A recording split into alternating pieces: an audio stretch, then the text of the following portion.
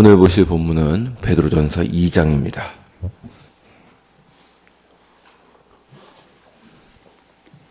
신약성경 378면입니다. 베드로전서 2장 1절부터 10절까지 말씀입니다.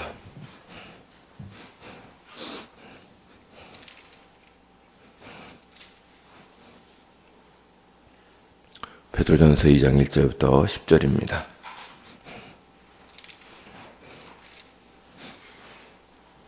한 절씩 교독하도록 하겠습니다. 제가 1절을 먼저 읽겠습니다. 그러므로 모든 악독과 모든 기만과 외식과 시기와 모든 비방하는 말을 버리고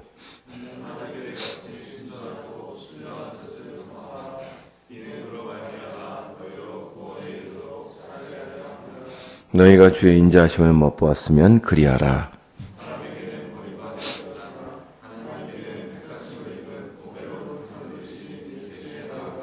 너희도 산돌같이 신령한 집으로 세워지고 예수 그리스도로 말미암아 하나님이 기쁘게 받으실 신령한 제사를 드릴 거룩한 제사장이 될지니라.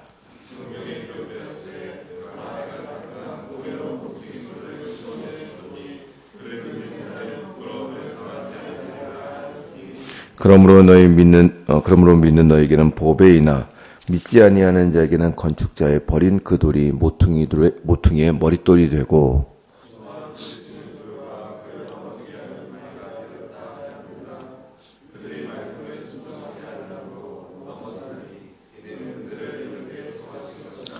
그러나 너희는 택하신 족속이요 왕같은 제사장들이요 거룩한 나라요 그의 소유가 된 백성이니 이는 너희를 어두운 데서 불러내어 그의 기이한 빛에 들어가게 하시니에 아름다운 덕을 선포하게 하려 하심이라.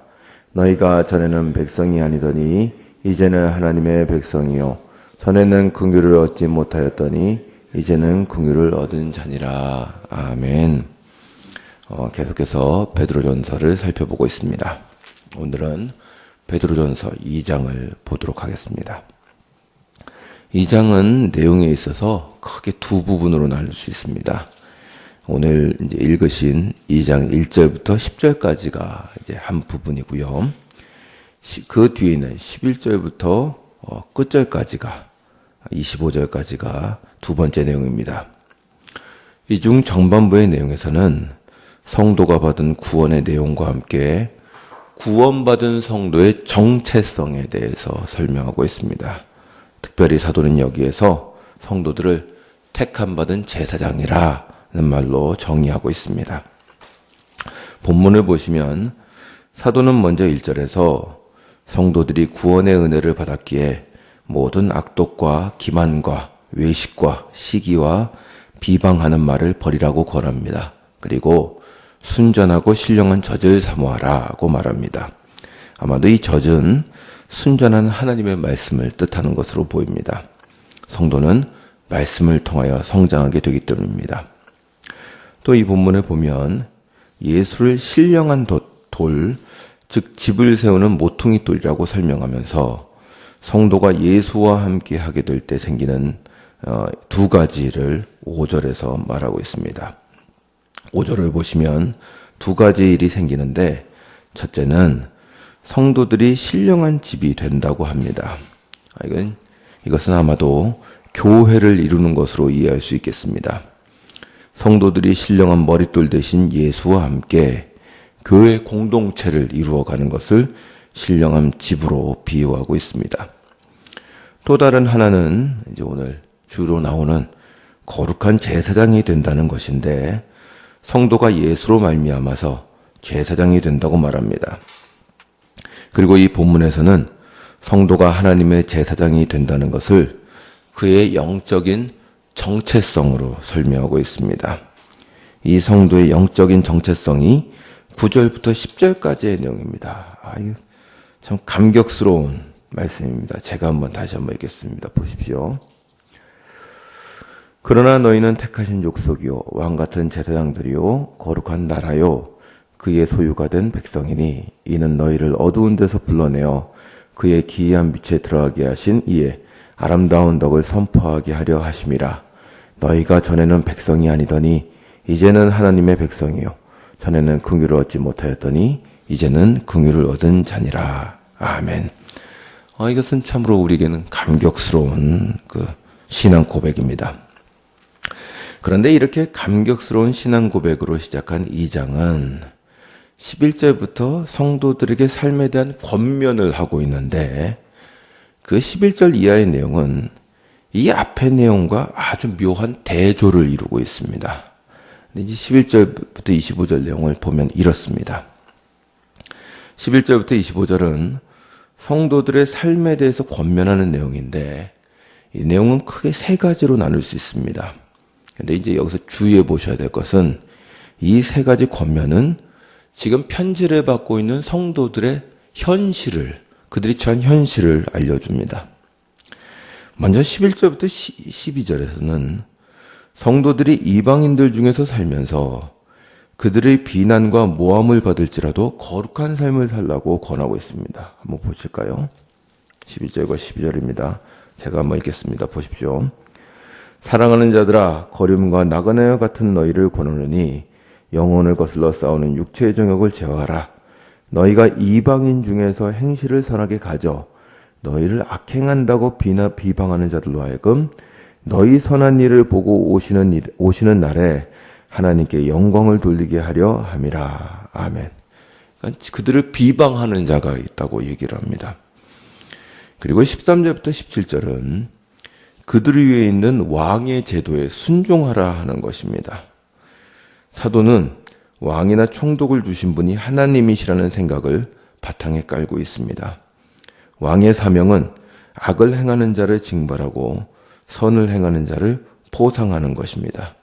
그리고 17절을 보면 왕을 존경하되 하나님을 두려워하여 왕을 존경하라고 합니다.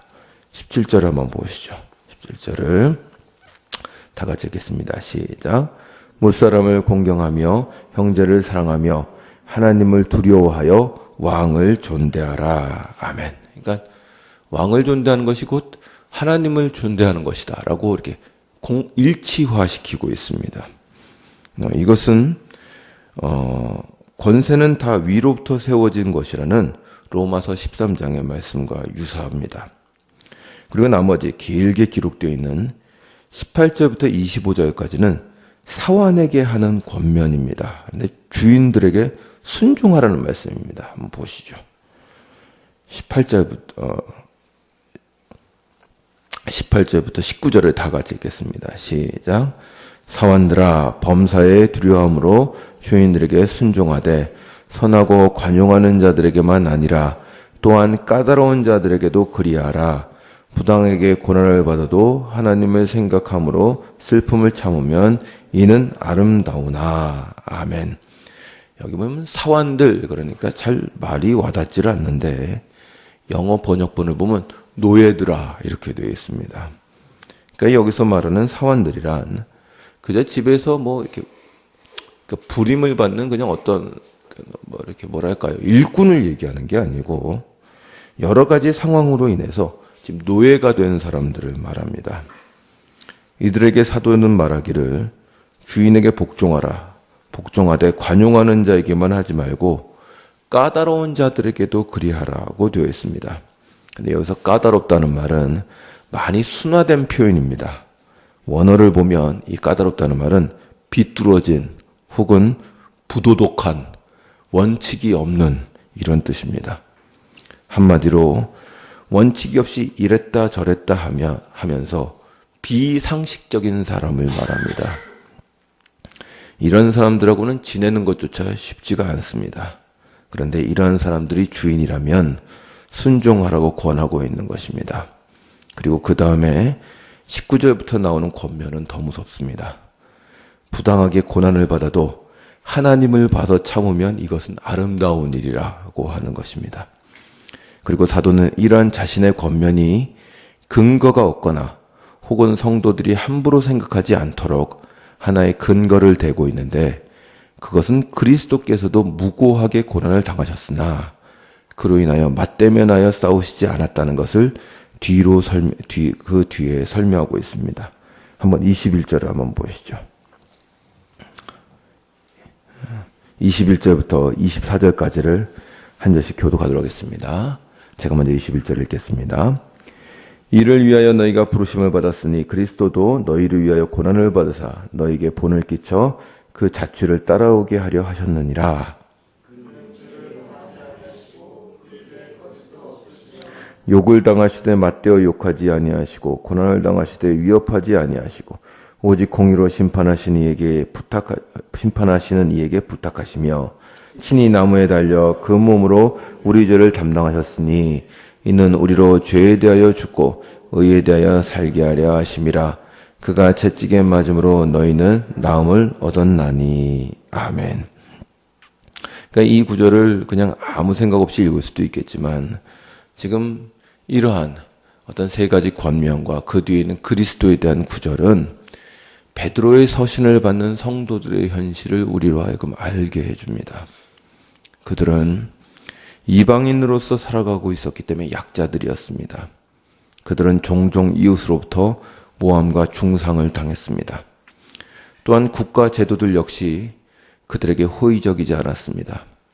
그들을 통치하는 로마 정부는 우상 숭배를 장려하는 정부였습니다.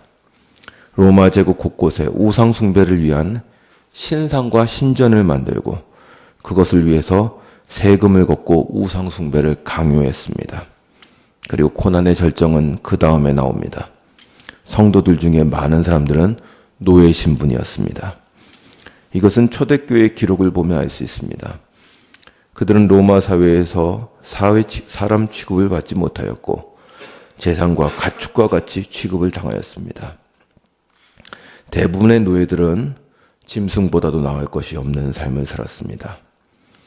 그들의 상황은 더 이상 나쁠 수 없다고 생각될 정도였으며 더욱더 슬픈 것은 그 상황을 면할 방법이 없다는 것이었습니다. 어찌 보면 그들은 그 시대에 가장 억울하고 비참한 사람들이었습니다. 이것이 성도들의 현실이었습니다. 그러나 놀랍게도 베드로는 그 앞에서는 이러한 현실을 당하고 있는 그들을 향하여 택하신 족속이요 왕같은 제사장들이며 거룩한 나라라고 부르고 있는 것입니다. 이 두 사람이 같은 사람입니다. 이 현실이 이해가 되십니까?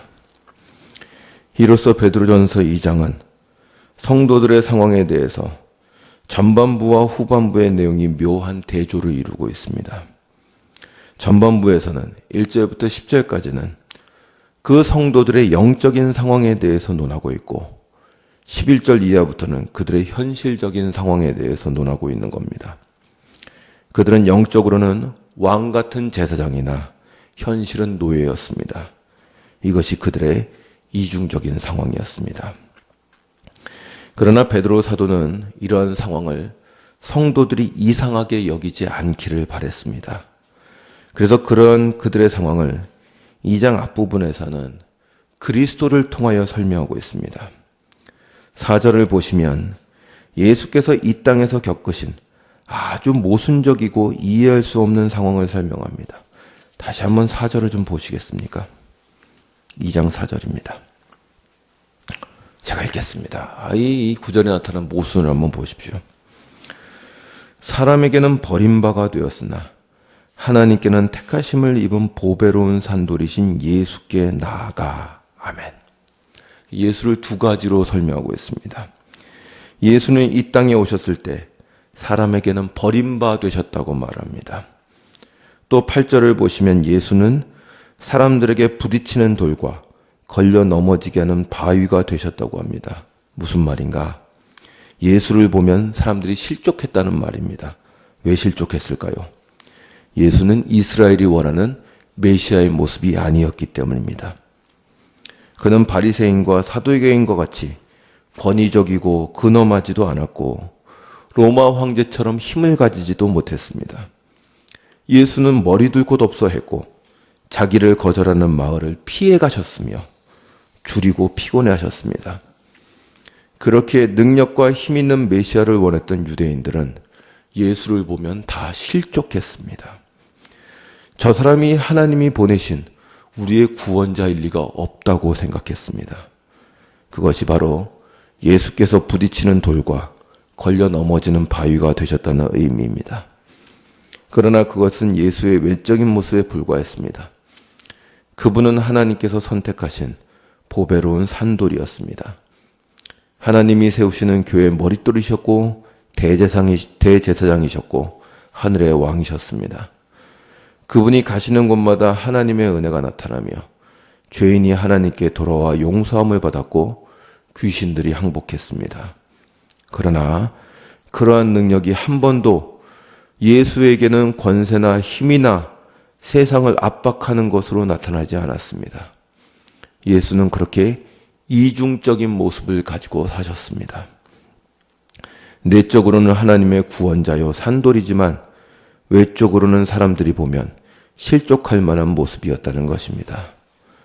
베드로가 왜 이런 얘기를 하고 있을까요? 이방에 있으면서 고생하고 있는 이 편지를 받고 있는 성도들이 바로 그러한 모습이었기 때문입니다. 아까 말씀드린 대로 11절부터 25절에 있는 묘사는 바로 편지를 받고 있는 성도들의 현실이었습니다. 이웃에게 억울하게 모함과 비방을 받고 국가로부터 도움을 받지 못하며 가정에서는 사람 취급받지 못하는 노예 신분이었습니다. 그러나 그들은 내적으로는 택하신 족속이요 왕같은 제사장들이요 거룩한 나라요 그의 소유된 백성이라는 말입니다. 마치 예수가 하나님의 구원자이지만 세상에서 멸시를 받는 삶을 사신 것처럼 그의 부르심을 받고 그의 뒤를 따르는 예수의 제자들 역시 그 이중적인 삶을 살아야 한다는 것입니다. 베드로는 그들을 격려하고 있습니다. 그들의 외적인 모습이 전부가 아닙니다.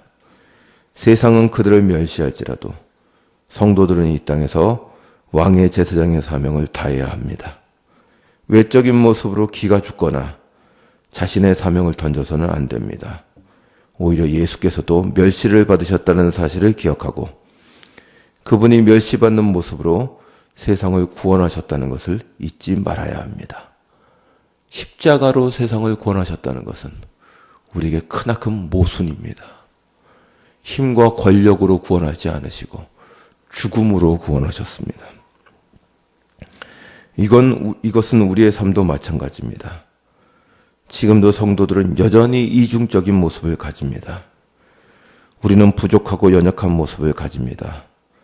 그러나 분명히 성경은 우리에게 하나님의 자녀요 왕같은 제사장이요 거룩한 백성이라는 복된 칭호를 허락하고 있으나 우리의 외적인 삶은 전혀 그렇게 보이지 않습니다.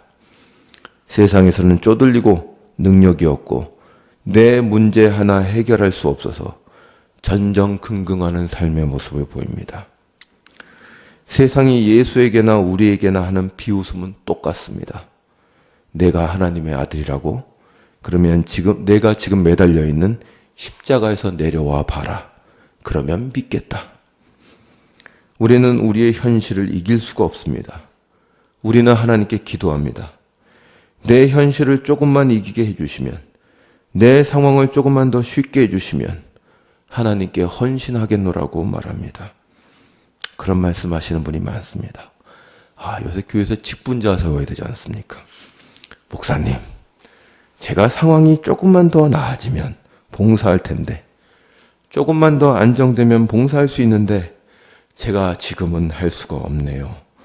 제가 약속드릴 수 있습니다. 그 상황은 영원히 안 나아질 겁니다. 예수는 돌아가실 때까지 가난과 부족함에서 해방되신 적이 없습니다. 초대교회 성도들은 노예 신분에서 해방된 적이 없습니다. 우리도 동일할 것입니다. 그러나 예수는 그 상황 속에서도 온 세상의 죄를 사하셨고 초대교회 성도들도 그 부족함 속에서 자신의 신앙을 죽음으로 고백했습니다. 우리도 그러한 사명으로 초대를 받습니다. 여러분 역시 여러분의 상황을 지고 예수를 쫓아가셔야 합니다. 왜 내 상황이 이러냐고 원망하지 마십시오. 이미 성경이 우리에게 가르쳐 줍니다. 너는 그리스도 안에서 이미 택하신 족속이요 왕같은 제사장이요 거룩한 나라요 그의 소유된 백성이니 하나님의 아름다운 덕을 선포하기 위해서 부름을 받은 자다. 이것은 내가 인정하던 인정하지 않던 너희 영적인 현실이다. 아멘이십니까? 그렇다면 믿음으로 따라가십시오. 현실이라는 십자가를 지고 주를 따르십시오. 우리가 언제는 우리 힘으로 살았습니까? 우리가 언제는 시간과 돈이 남아돌아 주를 섬기고 봉사했습니까? 그런 적 없습니다.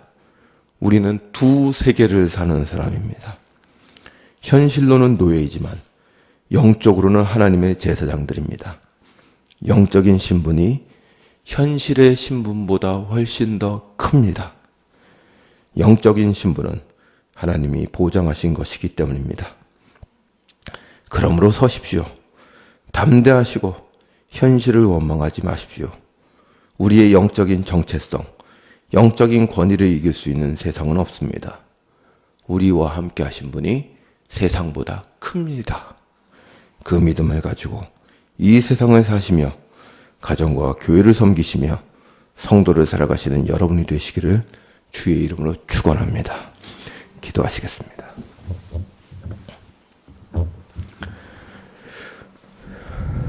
주님, 참으로 베드로의 편지를 받는 성도들의 현실을 보면 우리의 벌린 입이 다물어지질 않습니다. 그들은 비참했고 나라의 보호를 받지 못하고 노예의 신분을 사는 자들이었습니다. 그러한 자들에게 베드로 사도는 너희는 왕같은 제사장이요 택하신 잭속이요 하나님의 백성들이라고 격려하고 있습니다. 이러한 현실을 우리도 살아갑니다. 주님, 우리는 우리의 현실을 이겨낼 만한 힘이 없습니다. 무엇 하나 우리의 십자가를 던져버릴 수 있는 능력이 우리에겐 없습니다. 주님은 오히려 이런 현실을 지고 주를 따르라고 하십니다. 이 사실을 잊지 않게 하여 주시옵시고 이미 주님께서 우리에게 주신 이 영적인 힘과 주께서 우리에게 베푸신 그 신분과 하나님의 자녀된 그 권세를 알아서 이 세상을 이기며 주의 백성으로 살아가는 우리들이 될 수 있도록 은혜를 베풀어 주시옵소서. 십자가를 부인하지 말고 십자가를 지고 주님을 따르게 하여 주시옵소서. 오늘 하루도 그런 은혜를 주실 줄 믿사오며 예수님의 이름으로 기도하옵나이다. 아멘. 하늘에